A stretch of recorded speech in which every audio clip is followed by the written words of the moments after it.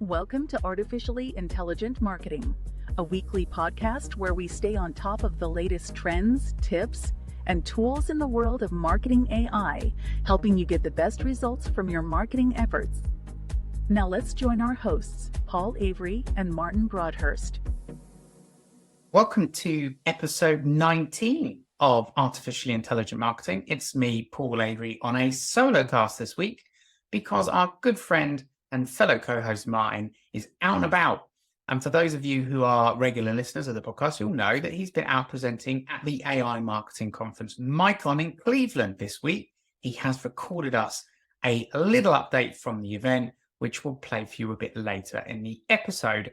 Until then, you'll start with me, I'm afraid, with two main agenda items. The first one is to cover off all those news items that we didn't get to cover in last week's episode, to bring us up to date after having a couple of weeks off for the summer. Then we're going to cover this week's news, and there are some zingers in there. So let's jump straight into it.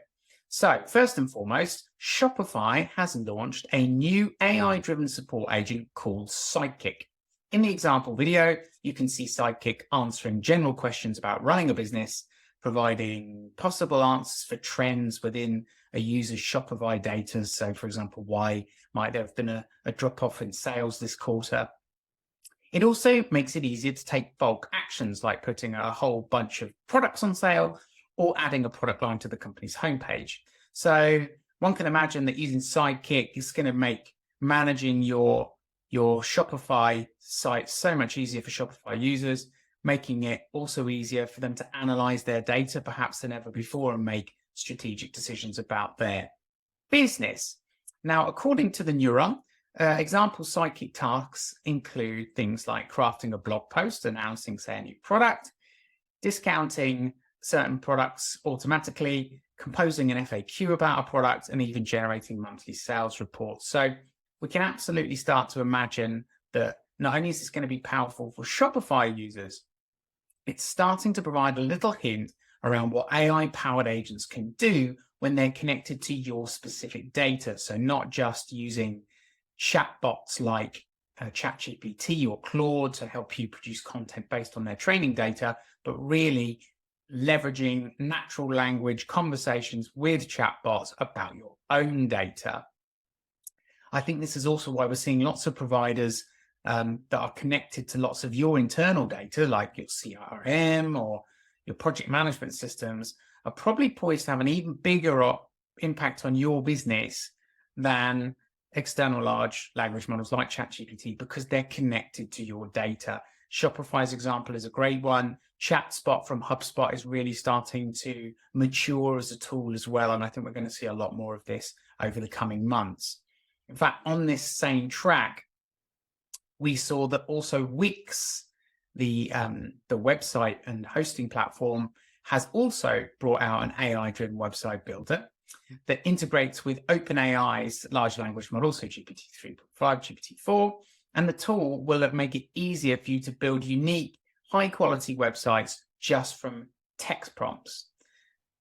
When you look at the teaser video, it really does look like it provides high-quality outputs. I haven't had a chance to play with it yet, so I can't speak to it. But again, it's another example, I think, of the emerging capabilities of these tools to make business management, marketing production faster and easier by basically asking the tool in natural language for what you want, and then it automatically generating an output.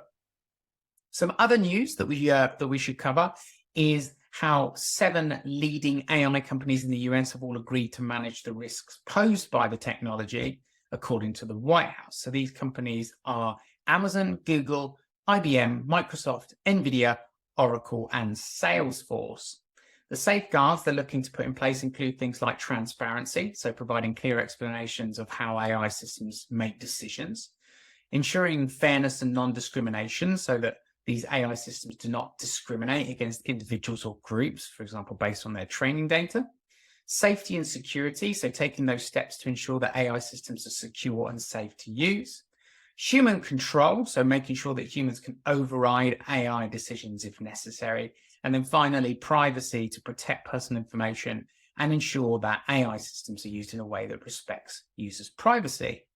The companies have committed to developing a system to watermark all forms of content as well as part of this. So text, images, audio, video, so that users will know when the technology's been used. Now, no timeline's been given or any technical details on how that will be achieved, but certainly we can imagine in a world of easier and easier deepfakes during things like presidential election cycles or other government cycles in other countries, just how important it's going to be for users to be able to tell what's real and what's not. And we also live in a world of fake news where it's going to be easier and easier to generate fake news about well-known people in the public eye, producing videos that to all intents and purposes look and sound like the real people. So having those watermarks and that ability to really make it clear what's been generated by an AI system and what's real could be one of the most important steps that we see in terms of making it easier for us humans to figure out what's been generated and what we can actually trust as real.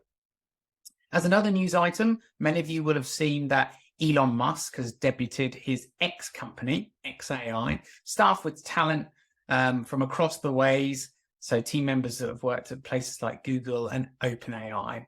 In terms of what they're looking to achieve, it's pretty vague so far, but it seems like there are plans for them to create, in inverted commas, a good AGI to help us understand the true nature of the universe.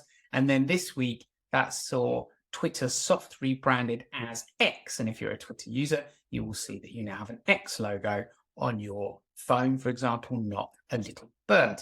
That has caused a few sticking points as that migration has tried to make been triggered. Be interesting to see how Elon and the team jump through some of the hurdles that are being put in front of them as they try and transition to the name of X for the whole platform, including what used to be called Twitter. In other news, Apple is reportedly working on AI products to rival giants like OpenAI and Google, with a chatbot project internally known as AppleGPT.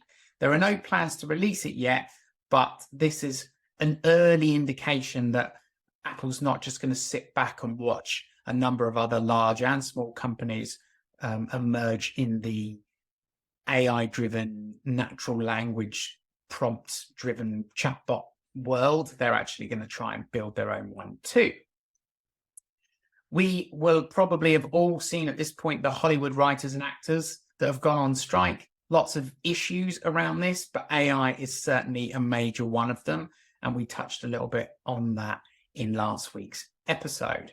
We also saw some interesting marketing AI stuff over the last week or two. So you may have noticed Gen.ai from Virgin. So a supposedly AI-driven version of Jennifer Lopez, J-Lo, which went viral.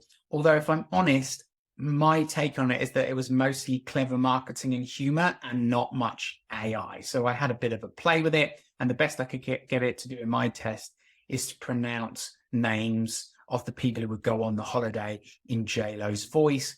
And that wasn't even with lip syncing. So whenever J-Lo actually said the custom content, if you like, it was just the audio. You couldn't actually see her face during those sections. So interesting, but I think it's more a clever marketing play to jump on the AI hype train than AI that we can get particularly excited about, considering what we know these tools are now capable of. On that topic, Mini actually launched an AI-driven campaign that leaned much more into AI, but seemed to generate less hype from what I've seen. So in this campaign, you went onto the Mini website, and then it would take a picture of your face.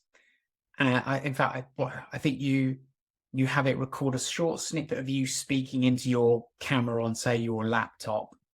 And then it takes your face and your voice, and it creates a narrative that it speaks back to you, and it creates a video where you effectively convince yourself to buy a Mini.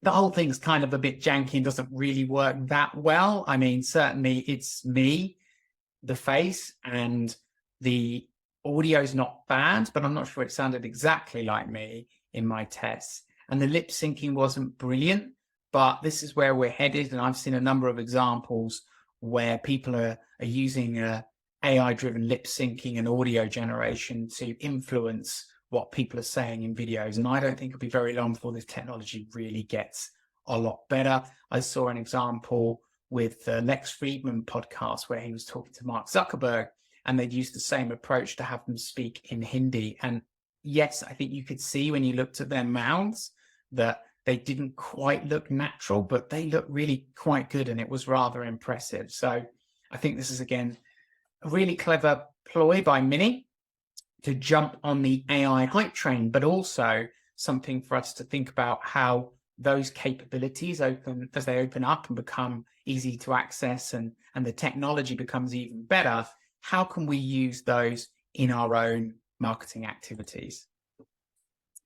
Next story was something that quite close to my heart here in the sciences. So there was a new study published in Nature Human Behavior exploring how AI could aid and expand scientific discoveries by predicting and generating hypotheses that humans might not consider. So in the paper, researchers built models that generated scientifically promising but fairly alien, their words, hypotheses that wouldn't be considered by humans.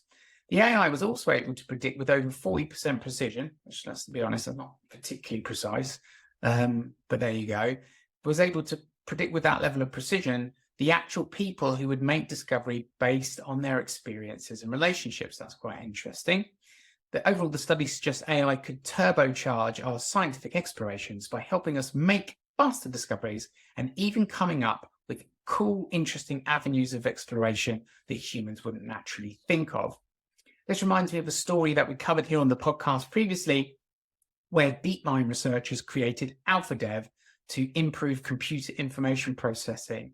And in this case, the system suggested improvements for data management that sped up computing and data movement that humans just wouldn't have thought of. So I think it's interesting how we're starting to see the emergence of AI tools that can solve problems in a way that's different from how humans would solve problems because of the way that these AIs don't quite think like we do, which is pretty interesting. Another paper, scientific paper this time, is in Science, where some research was published where writers who chose to use ChatGPT took 40% less time on average to complete their task and produce work that assessors felt scored 18% higher in quality than the participants who didn't use it. So further data here suggesting that you can use tools like ChatGPT if you're in content production to reduce the amount of time that you need to spend on production and slightly improve the quality. I do think this is going to vary a lot depending on who the original writer is and who the users of these tools are. Last bit of sort of old news before we get into the new news is that the Mayo Clinic is using Google's AI chatbot as part of providing healthcare. So the Mayo Clinic has been using MedPalm 2 in hospital training since April 2023, so the last few months. It's performed comparably to doctors in metrics such as evidence of reasoning, consensus-supported answers, and comprehension accuracy. According to Google's Senior Research Director, Greg Corrado, MedPalm 2 is still in its early stages and has the potential to expand the beneficial roles of AI in healthcare greatly. So as you all caught up on the older news, now let's jump into this week's news. So what do we see this week? Well, Stability AI released SDXL 1.0 to rival Midjourney in image generation.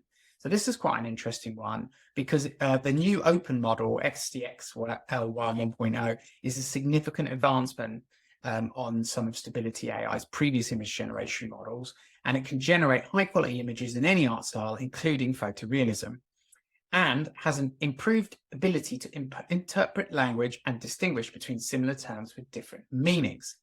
It's got a total parameter count of 10.1 billion, making it the largest open image model to date. The quality of the image is actually really quite good. I've been impressed in some of my trials with it. So it's going to be interesting to see how people use this model, both by accessing tools like ClipDrop that we'll talk about in a moment, but also because it's open source, how can they leverage it in their own products? Reportedly, SDXL 1.0 can actually write readable text. Now, this would be a huge step forward for marketers because for many of you who've played with Midjourney or other image generation tools, you'll have noticed that they absolutely suck at text. Supposedly, this new model, SDXL, is better. But in my test, if I'm honest, the results were extremely mixed. I would say on average, better at producing text. So I did a test where I asked it to create a billboard with text on it, no images, just text. And it was like I had to run the generation multiple times and the results were really mixed, nowhere near production quality. I've also seen on Twitter people talking about this, saying you can get decent text out of it, but it's very iterative. You've got to be patient and you've got to find different ways to prompt it and run multiple generations to get what you want. Now, if you want to have a play with this, you can just visit clickdrop.co, which is a stability AI product with lots of really interesting image generation and manipulation tools where you can now generate images using the new SDXL 1.0 model. In other news this week, Rewind has released a new personalized AI app for iPhone to expand upon its Mac app. So for those of you that haven't heard of this, Rewind is an AI-driven app that functions as a search engine for users' personal digital interactions. So what it basically does is it allows users to record, store, and rewind their work by recording anything they've seen, said, or heard when they've been using, in this case, their iPhone or their Mac, and making all that info searchable. It's powered by OpenAI's GPT-4, and it kind of acts like a personal AI time traveler to remind you of certain things that you might have been doing a couple of weeks ago that you can't remember. You can just ask the tool, and because it's indexed what you've been up to, it can give you some info about what you've been doing. Now, I haven't tried this yet because as far as I know, there's no way to easily customize what it pays attention to and what it doesn't. So it feels a bit like a security risk to me. And also, I'm not sure I want a tool monitoring absolutely everything that I do on my Mac. That seems, I can see the benefits, but you feel like you have to give up quite a lot of your own privacy to be able to access that. I'm not quite ready to do that. By definition, for these AI assistants to help us to the max, we're going to have to at some point accept that they're going to be monitoring everything we're doing. In fairness, I'm sure Facebook and other tools that have got access to my mic are doing that right now, but it may take a bit of a mental shift before most of us are ready to provide that level of access to these tools in order to get the most benefits. Next news item here is that Amazon have announced the launch of agents for Bedrock at the AWS Summit in New York this week. So as described in TechCrunch, which is where we read about this, Bedrock is Amazon's platform for building generative AI-powered apps using pre-trained models from a bunch of companies, including Amazon, but also others.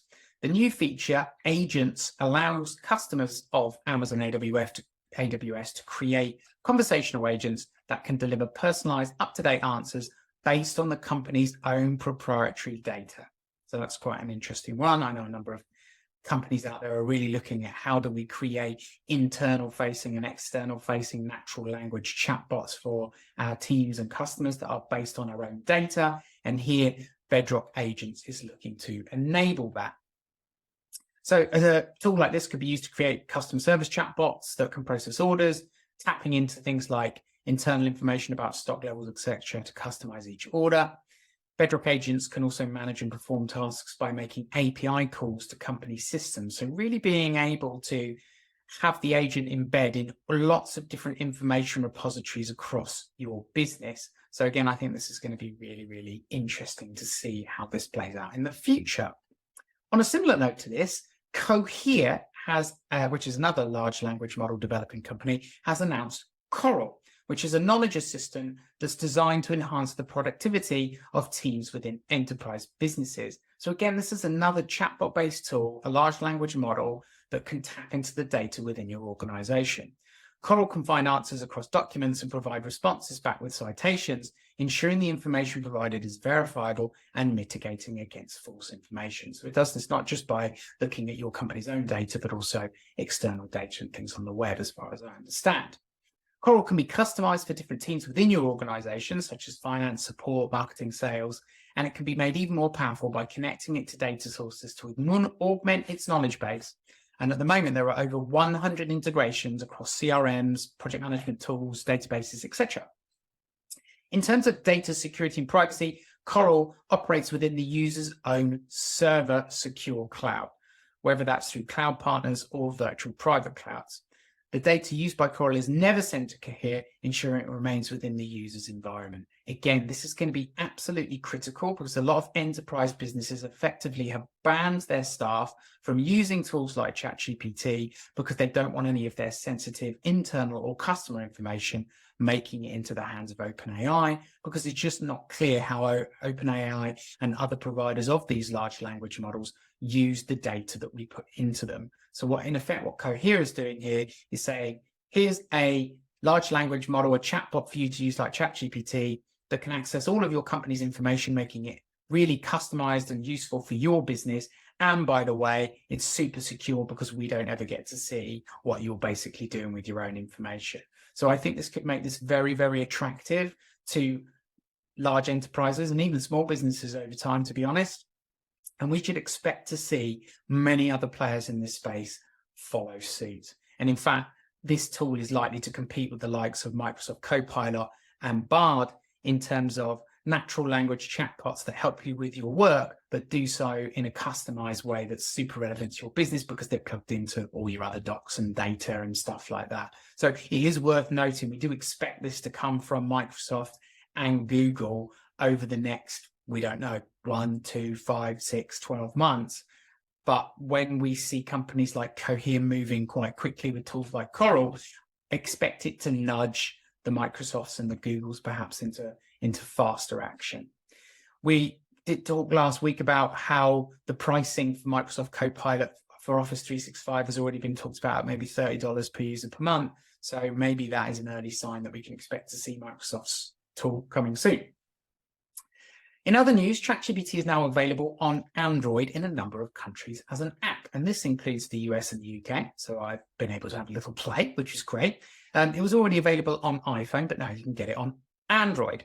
What I really love about the tool versus using it on, say, your desktop computer is that you can dictate your prompt into the app because it has a microphone button, and it's actually worked really well in my hands. I think it's better than the dictation app on my keyboard on my phone, for example. When I installed it, I did see a very interesting disclaimer that specifically warns you not to share sensitive info, as chats may be reviewed by OpenAI's trainers to improve the systems. It's not clear if this is true, even when the chat history is turned off, which was previously believed to opt you out of having your inputs used by OpenAI. But the way that this technical warning works is actually a little bit confusing and makes me wonder that even with chat history off, they are still paying quite a lot of attention to the information that we send to them. So I think that's very much worth keeping in mind.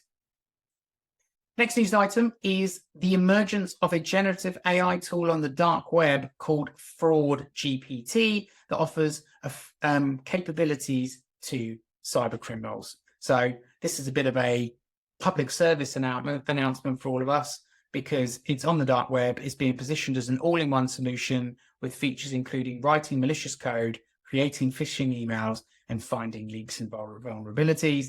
Sadly, the tool has already got over 3,000 confirmed sales and reviews, and I think the emergence of cybercrime AI tools like FraudGPT is probably just the beginning, and it's going to make the ability of scammers when they're creating phishing emails, etc., to make them look even more realistic than before and at a larger scale because they'll be automatable in a way that maybe hasn't been possible. So I think the take home here is that we all need to pay even closer attention to the emails and messages that we get, as the fakes are going to get even more impressive when powered by the likes of large language models. So something to keep in mind. Next news item is 11 Labs. They've released a bunch of new voices. So they were created in collaboration with industry professionals, and now they can offer a wider range of delivery styles, accents, and improved audio quality. So this is going to provide even more options for those of you who've been exploring using 11 Labs and synthetic voices in your content.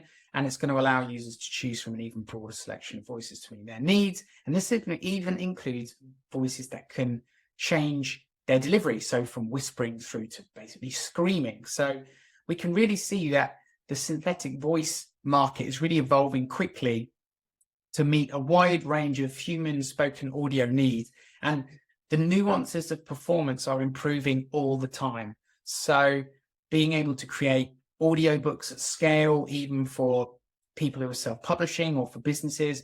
You can expect that to be made even easier, but even more realistic by tools like this. And who knows, even this podcast like I'm doing now, which I promise is a real podcast and I'm the real human speaking here, but how long until you can synthesize my voice and then deliver probably far more impressive performance than mine using tools like those released by 11 Labs remains to be seen. Next is Runway's Gen 2 image to video has been released, and it's pretty cool. Now, regular listeners to the podcast will know that we've talked a fair bit about Runway and their Gen 1 and Gen 2 text to video tools that we've played with mixed results. I've seen some people do some really cool stuff on social media, but it felt like the sort of stuff that probably took ages to put together because it's so iterative trying to get half decent videos out of these things. But I think where the image to video tool is a bit of a game changer is it's so much better than a text prompt for getting an animated thing that you want. And I've seen people creating really awesome Midjourney images and then pushing those into Gen 2 and getting some really impressive results. My own tests with this have been a bit of a mix. I've noticed that you have to iterate quite a lot, change your prompt a bit to get something that you want. And I've had some videos that just didn't work at all and others that actually were quite impressive. In fact, I animated the cover for artificially intelligent marketing and got really quite an interesting psychedelic animation of it. It's impressive to me how good the model is at understanding all the sort of elements of the image that you put in as the prompt and finding natural ways to animate it that I think an animator might also consider. So go and have a play with this over at Runway. You can set up a free account and have a few goes with Gen 2 before you need to pay. I think these tools are really getting even better. Again, is this quite production quality? Not for a brand, I don't think. The videos that you can find on the Twitter sphere are very interesting, and some of them are really quite good, but they still have that kind of weird style that we're seeing from these video generators, but they're getting there. So definitely something to keep an eye on.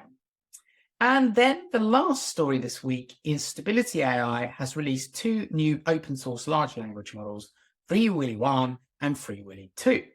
These models excel in reasoning and understanding linguistic subtleties, and they've been validated through various benchmarks. Now, despite being trained on a smaller data set compared to previous models, the Free Willy models demonstrate exceptional performance, with Free Willy 2 even outperforming GPT-4 in some areas and GPT-3 in most. The release of these models comes off the back of Meta's Llama 2 knowledge release. The release of these models comes off the back of Meta's Llama 2 news that we mentioned last week. And it's a really big win for the open source community and is going to probably drive even faster developments in the AI space as developers of products and tools can get access to much more moldable, high quality large language models that they can mold and change and use in ways that's just not possible with some of the closed models like ChatGPT 4 and other models from businesses like Anthropic. So again, I think we're going to see the emergence of some really cool tools here off the back of this that are going to have great power and hopefully provide us with as marketers with even more tools for us to use in our businesses. So with that, that's the summary of this week's news.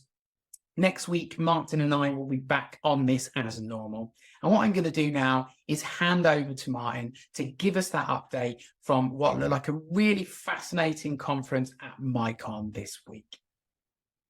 Hi Paul, and hello listeners, this is Martin coming to you all the way from Cleveland, Ohio, where I've been at the MACON Marketing Artificial Intelligence Institute's conference, learning and networking with some of the best and brightest minds in marketing and AI.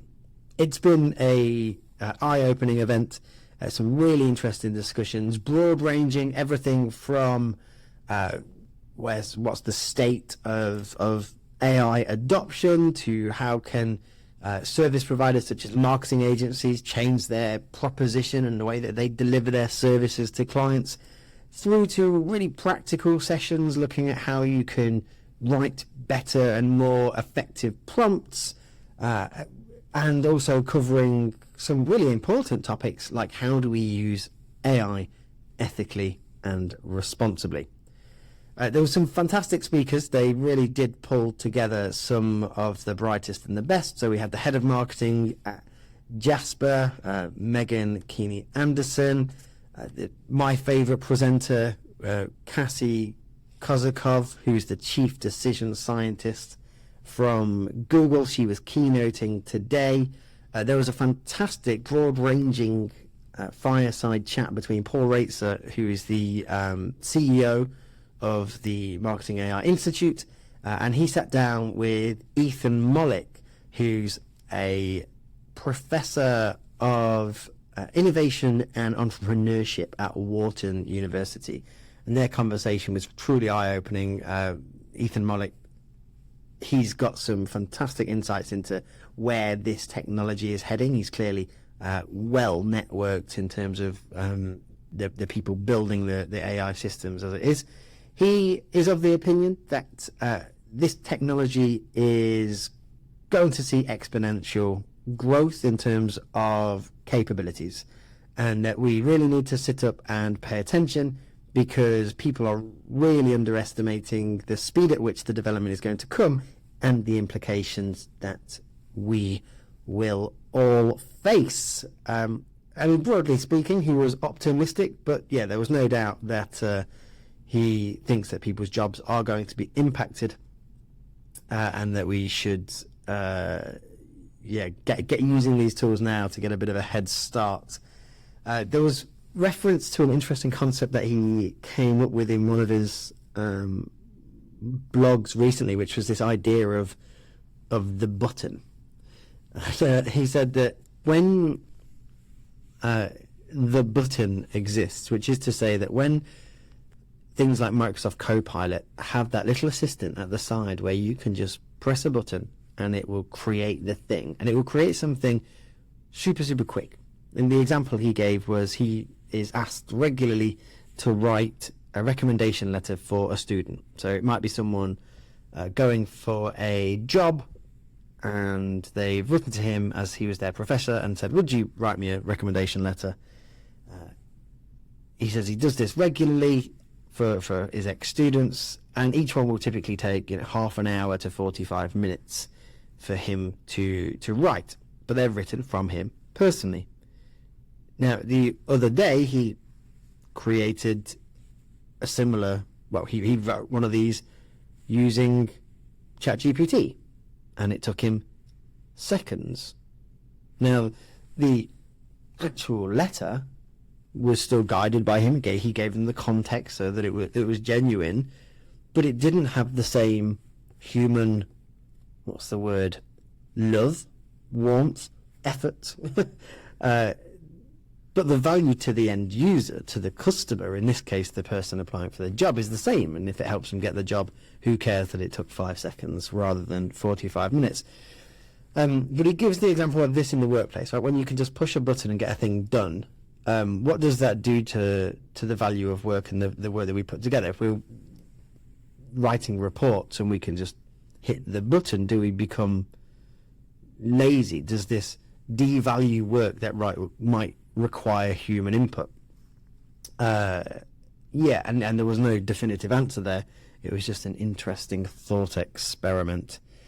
There was a great session on prompt engineering from Jim Stern, who does a lot of work on digital marketing analytics. He's published many books on the topic, but he gave some great advice on prompt design and how you can build frameworks. And I think one of the big things that big takeaways for me with what he said was that actually we're at the very start of all of this. So there's no right or wrong answer. If you find something that works, great. Share that knowledge. People are always finding new ways. Now, he gave some general pointers, things that anyone listening to this podcast probably knows already, such as the more context you put in the prompt, the better output you get. If you give the AI a persona, it's less likely to go kind of wandering off and giving you horrible responses or something like that. It kind of stays on script. But by and large, he was giving some good practical uses or practical examples of how you can prompt better. Now, I could talk about various other talks and things all day. There's so much to cover over the next few weeks. I'm hoping to get some interviews lined up with some of the people that I've met here. It's a great network of people, some great vendors, and looking forward to bringing them into the podcast and introducing them to the artificially intelligent marketing community.